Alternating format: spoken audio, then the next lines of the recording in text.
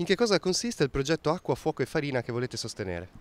È un progetto che è iniziato, che Padre Bernardo porta avanti da 2 anni nel sud dell'Etiopia, che prevede la costruzione di pozzi proprio nella zona più, più povera, diciamo, dell'Etiopia, dei forni pirolitici per aiutare a riscaldare le abitazioni e delle macine per poter macinare il grano e le loro farine che utilizzano.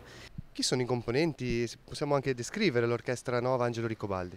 Sì, l'orchestra appunto è intitolata Angelo Ricobaldi, che è il fondatore appunto di questo ensemble, è un'orchestra di strumenti a plettro, mandolini e chitarre che è stato fondato dal maestro agli inizi degli anni 70.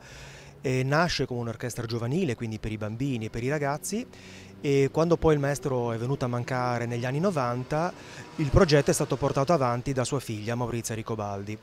Ovviamente nel frattempo noi siamo diventati adulti e continuiamo a portare avanti però appunto questo ideale del maestro, quindi le sue trascrizioni, i suoi adattamenti, e con questo siamo in grado di proporre anche il grande repertorio. Quali sono le caratteristiche del programma che proporrete? Allora, è un programma essenzialmente di musica classica, in quanto le caratteristiche dei nostri strumenti, che sono mandolini e chitarre, ci consentono di suonare anche le partiture molto importanti. Abbiamo in repertorio anche brani molto importanti, tipo il primo movimento della Quinta Sinfonia di Beethoven, il primo movimento della Seconda Sinfonia di Schubert, abbiamo Verdi, abbiamo Bolero di Ravel e molti altri brani, Mozart, eccetera. E questo secondo me è una caratteristica che come strumenti a plettro pochi hanno.